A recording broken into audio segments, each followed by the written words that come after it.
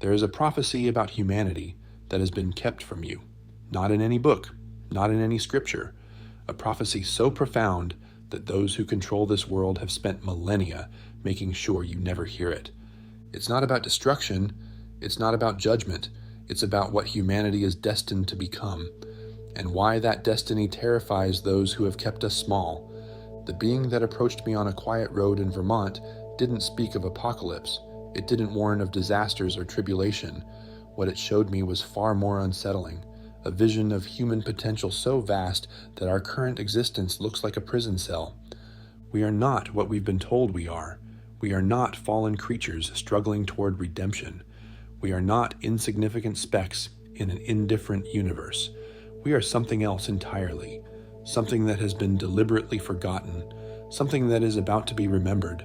The prophecy isn't about what will be done to us. It's about what we will become when we finally wake up, and that becoming will change everything, every system, every structure, every belief that has kept humanity crawling when we were meant to fly. I warn you now, this message will disturb you, not because it's dark, because it's bright, so bright that it exposes how dim we've been living, so expansive that our current understanding feels like a cage. If you're ready to hear the prophecy that has been hidden from humanity since the beginning, subscribe to the channel and activate the bell. Because what Catherine Wells witnessed on that empty road didn't just change her understanding of the future, it showed her why the present has been so carefully controlled. Now let me tell you how it all began. Catherine Wells was driving home from her mother's funeral when her car died on a stretch of empty road in rural Vermont. The engine didn't sputter, didn't cough.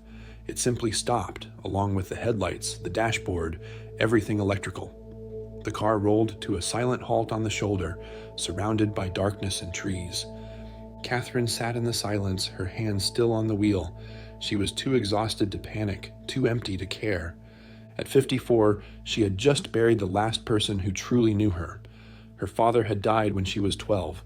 Her husband Martin had passed 3 years ago. No children, no siblings, and now her mother, the woman who had believed in her when no one else did, was gone.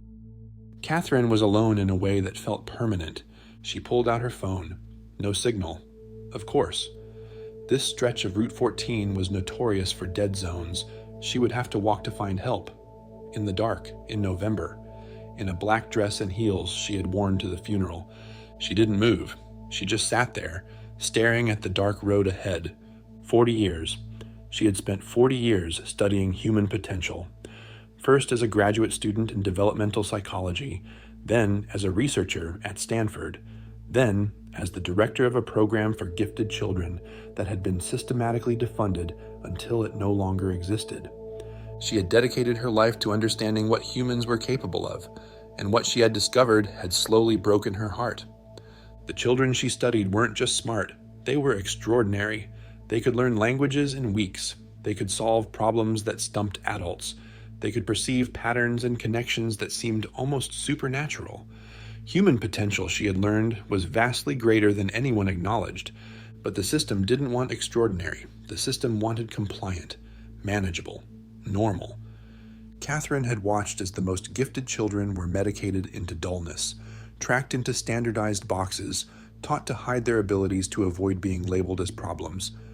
By the time they reached adulthood, most had forgotten they were ever different.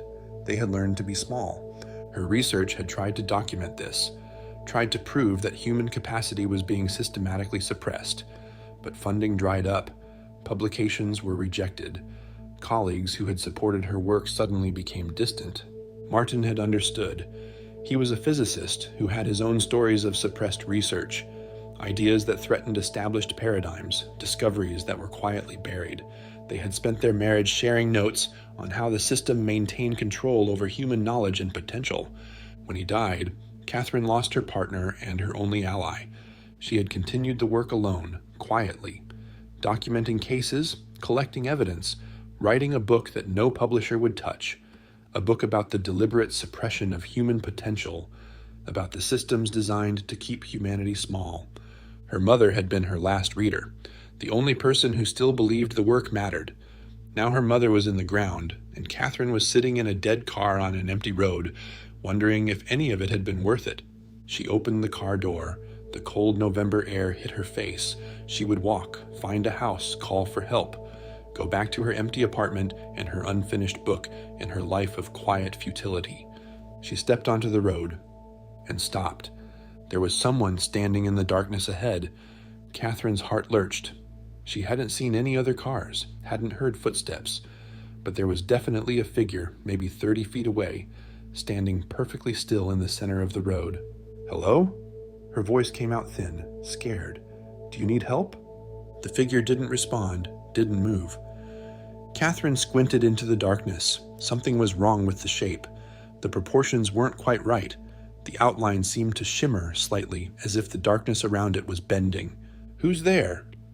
The figure took a step forward, then another, moving with a fluidity that wasn't quite human. Catherine backed against her car. Her hand fumbled for the door handle, but her body felt heavy, unresponsive, as if the air itself had thickened around her. The figure stepped into the faint starlight. Catherine stopped breathing. It was humanoid, tall, slender, but the skin had a luminescent quality, pale silver that seemed to generate its own faint glow. The face was smooth, almost featureless except for the eyes. Enormous eyes, deep black, reflecting the stars like pools of still water. "This isn't real," Catherine whispered. "I'm dreaming. Stress, grief. I'm having a breakdown." "You are not dreaming, Catherine Wells." The voice appeared inside her head, clear and calm. "And you are not breaking down. You are waking up." Catherine pressed her back against the cold metal of the car. Her legs trembled. Every instinct screamed at her to run, but she couldn't move, could barely breathe. "What are you? What do you want?" "I am a messenger, and I have come because you are ready.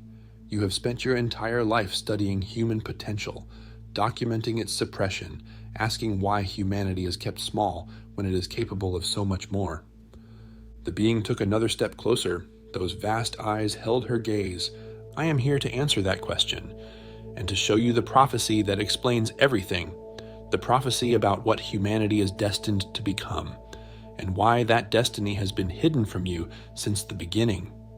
Catherine's scientific mind fought against what she was seeing, fought against the impossibility of this creature, this voice in her head, this moment that couldn't be happening. But another part of her, the part that had spent 40 years asking forbidden questions, felt something different. Recognition, as if she had been waiting for this her entire life. "Show me," she heard herself say. "Show me everything." The being extended one slender hand, and Catherine Wells, researcher of human potential, daughter of the dead, keeper of suppressed knowledge, reached out and took it. The moment their hands touched, Catherine felt electricity surge through her body. Not painful. Awakening, as if every cell was suddenly more alive than it had been seconds before. The road dissolved. The car dissolved. Vermont dissolved. Catherine found herself standing in a space that had no dimensions she could recognize, no up or down, no walls or floor, just soft luminescence extending infinitely in every direction. "Where am I?" Her voice echoed strangely, as if the space itself was listening. "You are in a place between places." The being stood before her, more visible now in this strange light. A space where time does not bind and truth can be shown without distortion. Catherine turned slowly, trying to orient herself in the dimensionless expanse. Her scientific training demanded explanations. Her intuition told her to simply accept. "You said you have a prophecy about humanity, about what we're destined to become." "Yes, but before I show you the prophecy, you must understand why it has been hidden, why those who control your world have worked so hard to keep humanity ignorant of its own potential." I've spent my career studying that question. The suppression of gifted children, the defunding of research into human capacity, the marginalization of anyone who suggests we're capable of more. You have seen the symptoms. The being's eyes pulsed gently. "Now I will show you the cause." The luminescent space began to shift. Colors emerged, shapes formed. Catherine watched as a scene materialized around her. She was looking at Earth, but not the Earth she knew, an Earth from long ago, pristine, unspoiled, and populated by humans who moved differently than modern people, who carried themselves with a confidence and awareness that seemed almost alien. This is humanity as it was designed to be. The being's voice resonated through the space, before the limitations were installed, before the forgetting was imposed. Catherine watched these ancient humans. They communicated without speaking, their thoughts flowing between them like visible light. They manipulated objects without touching them. They healed injuries with the laying of hands. They perceived realities that modern humans couldn't imagine. "This is impossible," Catherine whispered. "Humans were never capable of this. Humans were always capable of this. These abilities are encoded in your DNA. They are your birthright, but they were switched off, deliberately, by those who feared what humanity would become if it ever accessed its full potential." The scene shifted. Catherine saw beings like the one beside her, descending to Earth. Some approached the extraordinary humans with what looked like reverence. Others approached with something darker. Calculation, intent. There was conflict among my kind. Those who wanted humanity to evolve freely, and those who wanted to use you, control you, harvest your potential for their own purposes. And the controllers won. For a time, yes, they modified your genetics, suppressed your abilities, installed limitations that would persist across generations. They created systems to keep you distracted, divided, afraid. They turned you into something small because your fullness threatened them. Catherine felt anger rising in her chest. Everything she had observed in her research, the systematic crushing of human potential, the institutions that demanded conformity, the medications that dulled extraordinary minds. It was an accident. It wasn't evolution. It was design. "Why?" she demanded. "Why would anyone want to limit an entire species?" "Because of the prophecy." The being turned to face her fully, because of what humanity is destined to become, and because that destiny threatens everything the controllers have built. "Tell me, what is the prophecy?" The being was silent for a moment. When it spoke, its voice carried a weight that made Catherine's chest tight. "The prophecy is not a prediction. It is a recognition. A truth that has been observed across countless worlds, countless species, countless cycles of evolution. It is the pattern that consciousness follows as it awakens, and humanity is approaching the most critical phase of that pattern." The space around them began to shift again. New images formed, not of the past this time, something else, something that felt like potential, like possibility. "I will show you what humanity is destined to become. But I must warn you, Catherine Wells, this vision will change you. Once you see what you truly are, you cannot return to the small existence you have known. The cage will become unbearable." Catherine thought about her empty apartment, her unfinished book, her mother in the ground, her life of quiet, frustrated searching. "I've been in the cage my whole life," she said. "I'd rather see the truth." The being reached out and placed one hand on Catherine's forehead. The touch was cool and electric, like starlight made solid. "Then see." The vision exploded through her consciousness, and Catherine Wells saw what humanity was meant to be. The vision was overwhelming. Catherine saw humanity not as it was, but as it would become. Beings of light walking in physical form. Consciousness expanded beyond anything she had imagined possible. Humans communicating telepathically across vast distances, healing with intention, creating with thought, moving between dimensions as easily as walking through a door. "This can't be real," she gasped. "This is fantasy, science fiction. This is prophecy." The being's voice moved through the vision like a current, not prediction of what might happen, recognition of what must happen. Every conscious species in the universe follows this trajectory. Humanity is no exception. The vision shifted. Catherine saw the pattern the being described. Civilizations across countless worlds, each one beginning in limitation and density, each one struggling through darkness, and each one eventually breaking through into something transcendent. The universe is not random. It is a system designed for the evolution of consciousness. Matter becomes life. Life becomes awareness. Awareness becomes cosmic consciousness. This is the path. This is the prophecy. And humanity is approaching its breakthrough. But we're nothing like what you're showing me. We're violent, divided, destroying our own planet. You are in the darkness before the dawn. The being moved beside her in the vision. Every species passes through this phase. the compression before the expansion, the forgetting before the remembering. What you perceive as humanity's failure is actually the final stage of limitation before liberation. Catherine watched as the vision showed human history from a different perspective, not as a random series of events, but as a deliberate process. A pressure cooker designed to build the exact conditions necessary for breakthrough. War, famine, oppression, suffering, not pointless, purposeful. Every tragedy forcing consciousness to ask deeper questions. Every limitation pushing awareness to seek expansion. Every darkness making the coming light more precious. You're saying our suffering has been intentional? I am saying your suffering has been meaningful. Yet there is a difference. The being's eyes held hers with infinite patience. Some of it was orchestrated by those who wanted to keep you limited, but even their manipulation served the larger purpose. Consciousness cannot be permanently suppressed. Every chain eventually creates the strength to break free. The vision shifted again. Catherine saw the present moment, the current state of humanity. But overlaid on the chaos and conflict was something else, a pattern of light. Points of awakening scattered across the globe like stars emerging at dusk. This is happening now. The being gestured at the points of light. All over your world, humans are waking up, remembering abilities that were suppressed, asking questions that were forbidden, connecting with each other in ways that bypassed the control systems.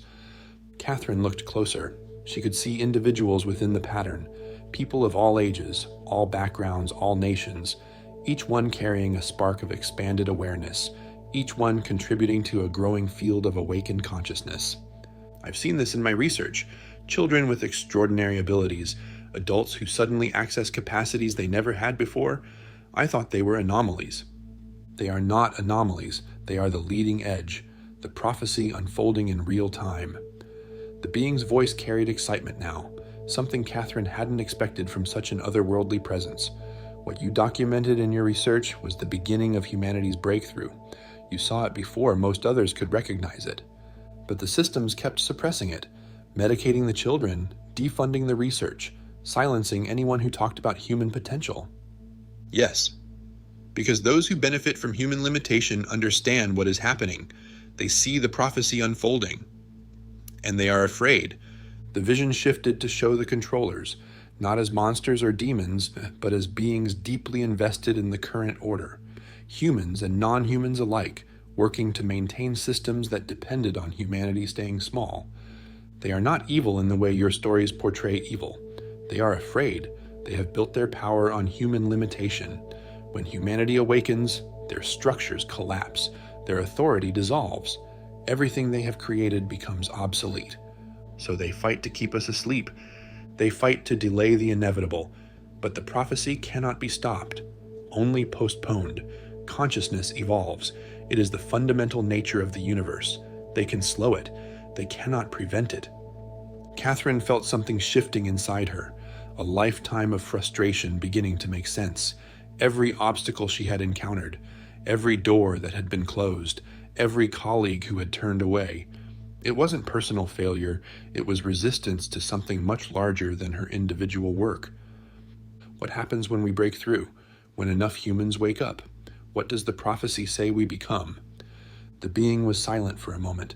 When it spoke, its voice carried a weight that made the entire vision tremble. You become what you were always meant to be, co-creators with the source of all existence, conscious participants in the unfolding of reality itself. No longer limited to one planet, one dimension, one narrow band of experience, but infinite beings expressing through physical form by choice rather than constraint. The vision expanded. Catherine saw humanity after the breakthrough, civilizations spanning star systems, consciousness moving freely between material and non-material realms, humans working alongside beings like the one beside her as equals, not subjects, not servants, partners in the cosmic dance. This is why we came to your world. The being's voice was soft now, not to control you, not to save you, to witness, to support where we could, because what humanity is becoming is significant not just for your species, but for the entire galactic community. Why? Why does our awakening matter to beings who are already evolved? Because consciousness is connected. When one species awakens, it raises the frequency of all consciousness everywhere. Your breakthrough will create ripples across dimensions. It will open possibilities that did not exist before. Even those of us who have walked this path for millions of years will be expanded by humanity's awakening. Catherine felt tears streaming down her face, not from sadness, from something she couldn't name, the enormity of what she was seeing, the validation of everything she had sensed but couldn't prove, the beauty of a universe that was not random and indifferent, but purposeful and loving in ways her scientific training had never allowed her to consider. "The children," she whispered, "the gifted children I studied, they were the beginning. They are scouts, early arrivals of the new humanity. Their abilities are not mutations or anomalies. They are previews, demonstrations of what all humans will eventually access. But we drugged them, suppressed them, made them feel broken for being extraordinary. And still they kept coming, generation after generation, more of them each time, harder to suppress, harder to medicate into normalcy." The being's voice carried something like admiration. The prophecy expresses itself through biology. Your DNA is activating whether the controllers want it to or not. Each generation carries more active codes than the last. The vision showed this progression. Children born with abilities that would have been miraculous a century ago, now common enough to be a concern for those maintaining the old systems. Telepathy, precognition, healing gifts, energy perception, the very capacities that Catherine had documented and been dismissed for documenting. How long? How long until the breakthrough? Time is not linear in the way you experience it, but in your terms, the critical threshold is approaching, within the lifetime of children being born now, perhaps sooner if the awakening accelerates. Catherine thought about the world she would be returning to, the chaos, the division, the systems that seemed to be failing everywhere. The collapse we're seeing, the institutions breaking down, the old certainties crumbling, is that part of it? It is the prophecy in action. The old systems were built on limitation. As consciousness expands, those systems become incompatible. They don't need to be fought. They simply become irrelevant. Humans stop participating in them, stop believing in them, and without belief, without participation, they dissolve. That's why they're so desperate, the censorship, the control, the attempts to keep people divided and afraid. They sense the end approaching, and they are doing everything they can to delay it. But every act of suppression now creates more awakening. Every attempt at control reveals the controllers. Every lie exposed makes truth more precious. The vision began to shift again. Catherine sensed that something important was coming, something specific to her. "You asked why I approached you, Catherine Wells. Why you, on this night, on this road?" "Yes. Because you have a role to play in the prophecy. Not a special role, not a chosen one narrative, but a specific function that matches your specific gifts." Catherine waited. "You have spent 40 years documenting the suppression of human potential. You have collected evidence that others dismissed. You have maintained your conviction despite every obstacle." The being's eyes held hers with intensity. "That documentation matters. That evidence matters, not as scientific proof, which the control systems can always dismiss, but as testimony, as witness. My book, the one no one would publish. The book is part of it, but more than the book. Your voice, your presence, your willingness to speak what you know, despite the consequences." The vision showed Catherine something she didn't expect. Herself. Not now, but in a possible future. Speaking to groups of people, not large crowds, intimate gatherings, living rooms, community centers, small churches, places where people gathered to ask forbidden questions. And in those gatherings, something was happening. Lights were activating. The same points of awakening she had seen scattered across the globe, but now she was part of the pattern. Her words, her testimony, were serving as catalysts for others. The prophecy doesn't need prophets in the old sense. It doesn't need leaders or gurus. It needs witnesses. People who have seen and are willing to share what they've seen. You have been prepared for this your entire life. Your research, your losses, your isolation, all of it has made you ready. Ready for what exactly? To help others remember. The being's voice was gentle now, not to teach them something new, to remind them of what they already know, but have forgotten. Your words will resonate because they speak to buried memories, to suppressed capacities, to the part of every human that knows they are more than they have been allowed to be. Catherine thought about her mother, about standing at the grave just hours ago, about the loneliness that had seemed absolute. I don't know if I can do this. I'm tired. I've lost everyone. I've spent my whole career being ignored and dismissed. You are tired because you have been carrying this alone, the being moved closer. You will not be alone anymore. The witnesses are finding each other. All over your world, people who carry pieces of the prophecy are connecting. You will find them. They will find you, and together you will help humanity remember. Catherine felt something shift in her chest, the grief she had carried from the funeral, the decades of frustration, the loneliness that had become her constant companion. It was all still there, but it was transforming, becoming fuel for something larger. What do I do first when I go back? Finish your book, not for publishers, for the people who need to read it. Share your research, not through academic channels that have rejected you, through direct connection with those who are seeking. That's not how science works. This is not science, this is prophecy. And prophecy has never worked through official channels. It works through whispers, through forbidden conversations, through the courage of individuals willing to speak despite the consequences. The vision began to fade. Catherine felt herself being pulled back toward ordinary reality, toward the dark road in Vermont, toward her dead car and her empty life. Wait. She reached toward the being. I have more questions. I need to understand more. You have what you need. The being's form was becoming translucent. The rest will come through experience, through the connections you will make, through the guidance that is always available to those who learn to listen. Will I see you again? I am always here. The voice was fading now, not this form, but the consciousness that speaks through it. You have learned to hear. You will continue to hear. Trust what comes. Trust yourself. Trust the prophecy. The vision dissolved completely. Catherine opened her eyes. She was standing on the dark Vermont road. Her car was beside her, silent and dead. The night was cold against her skin, but everything had changed. She could feel it in her body. A hum of energy that hadn't been there before. A perception of the darkness that revealed it wasn't really dark at all. Patterns of light moved through the air, through the trees, through her own form. The prophecy wasn't something she had learned. It was something she had remembered. And now that she remembered, she couldn't forget. Catherine walked to her car. She turned the key. The engine started immediately. She sat for a moment, hands on the wheel, feeling the vibration of the machine and the deeper vibration beneath it. The vibration of a universe that was conscious, purposeful, and moving toward something magnificent. Then she pulled onto the road and drove toward her future, not the empty apartment she had left. Something new, something that was just beginning. The prophecy about humanity was unfolding, and Catherine Wells was finally ready to play her part. Catherine didn't go back to her apartment that night. She drove to a motel off the highway and sat in the parking lot until dawn, processing what had happened. The world looked different now, not metaphorically, literally. She could see energy patterns she had never perceived before. The trees along the highway pulsed with subtle light.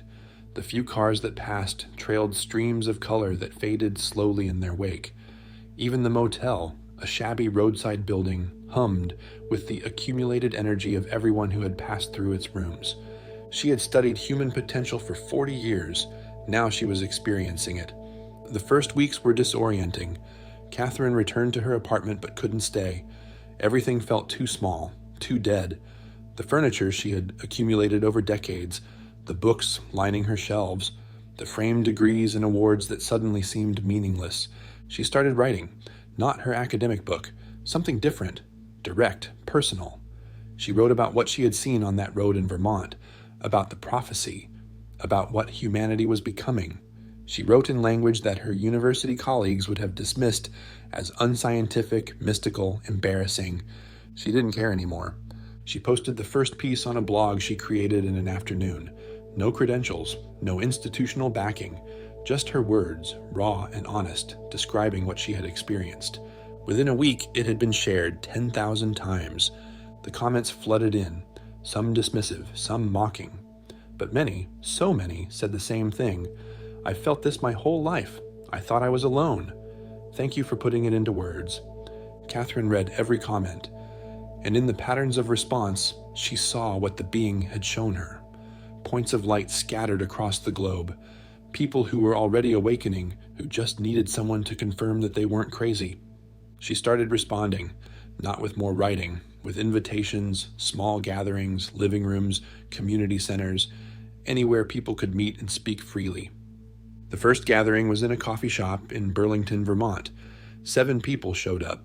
A nurse who had started sensing illness in patients before any symptoms appeared. A teenager whose parents thought he was schizophrenic because he could hear thoughts. A retired teacher who had spent 30 years watching extraordinary children be medicated into conformity. A businessman who had walked away from his career after a near-death experience showed him that nothing he was doing mattered. Catherine didn't lecture them. She just shared what she had seen, and then she listened. Each of them had pieces of the prophecy, fragments of understanding that, when combined, formed a picture larger than any individual could hold. The nurse had seen the future of healing, medicine that worked with energy rather than chemistry, practitioners who could perceive the root of illness rather than just treating symptoms. The teenager had glimpsed the future of communication, a humanity connected at the level of consciousness, no longer dependent on crude technologies to share thoughts and feelings. The retired teacher had understood the future of education, learning that awakened potential rather than suppressed it. Children encouraged to develop their unique gifts rather than forced into standardized boxes. The businessman had perceived the future of economics, systems based on abundance rather than scarcity, value measured by contribution rather than extraction. Together, they saw what Catherine had seen in the vision, the prophecy unfolding through countless individual awakenings, each person carrying a piece, each piece essential to the whole. Word spread, more gatherings, more cities. Catherine found herself traveling constantly, sleeping in guest rooms and motels, living out of a suitcase she had packed the night after Vermont and never fully unpacked. 3 months after the encounter, she received an email from a woman named Sarah. Sarah had read Catherine's blog and wanted to meet. But there was something different about this request. Sarah mentioned details that Catherine had never published, aspects of the vision that she had kept private because they seemed too strange to share. They met in a diner in rural Pennsylvania. Sarah was younger than Catherine, maybe 40, with the worn look of someone who had been carrying heavy knowledge for too long. "I was contacted too," Sarah said, before they had even ordered coffee. 7 years ago, by a being like the one you described. It showed me pieces of the prophecy, different pieces than what you saw, but part of the same picture." Catherine felt her heart accelerate. "There are others?" "Hundreds that I know of, probably thousands, all over the world. People who have been shown aspects of what's coming. Most of them have been too afraid to speak. They saw what happened to others who tried to share. The ridicule, the dismissal, the destruction of careers and reputations. But now it's different. The energy is shifting. More people are ready to hear. And there are enough of us that we can support each other." Sarah leaned forward. "That's why I'm here. There's a network forming, not an organization, nothing hierarchical, just a web of connection between those who have been shown. We share what we know, we support each other, we help the prophecy unfold." Catherine thought about the lonely years, the suppressed research, the colleagues who had turned their backs. All that time, there had been others, carrying similar visions, waiting for the moment when it was safe to speak. "I want to be part of it," Catherine said. "You already are. You have been since that night on the road. This meeting is just the recognition of what already exists." The network changed everything. Catherine was no longer a lone voice. She was part of a chorus, hundreds of people sharing fragments of the same prophecy, supporting each other through the inevitable attacks and dismissals, building something that couldn't be stopped because it wasn't located anywhere. It existed in the connections between awakened minds. 6 months after Vermont, Catherine stood in a barn in Wisconsin, speaking to a gathering of 40 people, farmers and teachers and nurses and engineers, people who had felt the stirring and come to find out what it meant. "The prophecy isn't something we wait for," she told them. "It's something we participate in. Every time one of us awakens, the threshold gets closer. Every time we share what we know, we make it easier for others to remember.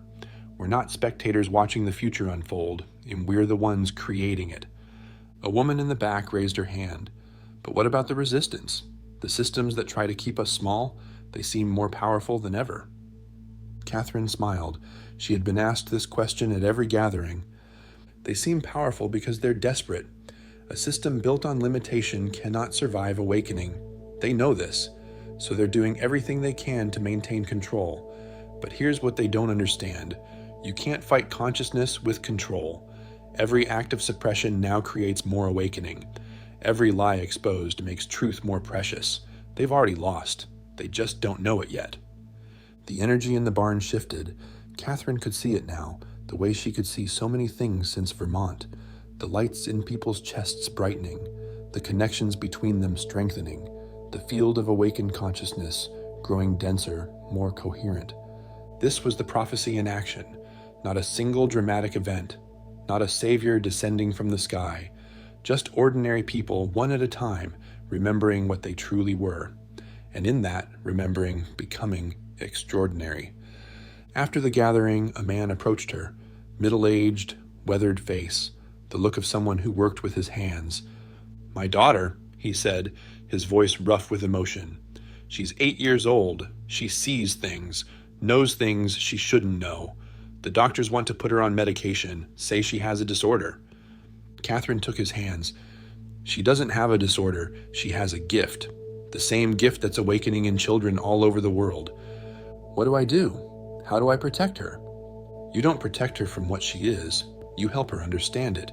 You find others like her so she knows she's not alone. And you trust that she came into this world at this time for a reason." The man's eyes filled with tears. Thank you for doing this, for speaking, for helping people like us understand." Catherine thought about her mother, about standing at that grave, feeling like everything was ending. She couldn't have known that it was actually beginning. "Thank your daughter for me," Catherine said. "She's part of the prophecy, and so are you." 1 year after the encounter on the Vermont road, Catherine sat on the porch of a small house she had rented in the mountains of New Mexico. The network had grown beyond anything she had imagined. Thousands of nodes now, connected across continents. The prophecy spreading through whispers and gatherings and late-night conversations. She felt the familiar warmth in her chest, the presence she had learned to recognize. The threshold approaches. The voice was gentle, as it always was. "You have done well." "I just shared what I was shown. Others did the same." That is how prophecy unfolds. Not through great leaders, through ordinary people choosing to remember, choosing to speak, choosing to connect. Catherine looked up at the stars emerging in the darkening sky. Somewhere out there, beings watched, not as controllers, as witnesses, as supporters of an awakening that would change everything. "Will I live to see it?" she asked. "The breakthrough?" "You are living it now. Every gathering, every awakening, every child who is allowed to develop their gifts instead of having them suppressed. The breakthrough is not a moment, it is a process, and you are part of it." Catherine smiled. A year ago, she had been driving home from her mother's funeral, convinced that her life was over, that everything she had worked for was meaningless. Now she understood. It had all been preparation. Every loss, every obstacle, every door that had closed, all of it leading to this moment, this purpose, this participation in something vast and beautiful and unstoppable. The prophecy about humanity wasn't just something she had witnessed. It was something she was helping to create, one awakening at a time. Catherine Wells spent 40 years studying human potential, documenting its suppression, watching extraordinary children be medicated into conformity, asking questions that cost her funding, credibility, and nearly her sanity. One encounter on a dark road in Vermont revealed what she had been searching for her entire life. The prophecy about humanity is not about destruction. It's not about judgment from above. It's about transformation from within. What we are becoming is so vast, so magnificent, that those who benefit from keeping us small have spent millennia making sure we never find out. But the secret is out now. All over the world, people are waking up. Children are being born with abilities that can't be medicated away. Adults are accessing capacities they never knew they had. The old systems are crumbling because they were built on limitation, and consciousness is expanding beyond their ability to contain. You felt it while listening to this story. That recognition, that stirring in your chest, the sense that someone finally spoke the truth you've always known but couldn't articulate. That feeling is the prophecy activating in you. You are not broken. You are not ordinary. You are not meant to be small. Every limitation you've accepted, every doubt you've internalized, every voice that told you to dim your light, it was all part of a system designed to prevent exactly what is happening right now. You're awakening. The prophecy doesn't need you to be special. It needs you to be yourself, to remember what you've forgotten, to stop waiting for someone else to save humanity, and recognize that the salvation is happening through you. One person at a time, one awakening at a time, one act of courage at a time. If this story awakens something in you, leave a comment. Share what you remembered. Share what you're becoming. Because every voice that speaks the truth makes it easier for others to speak theirs.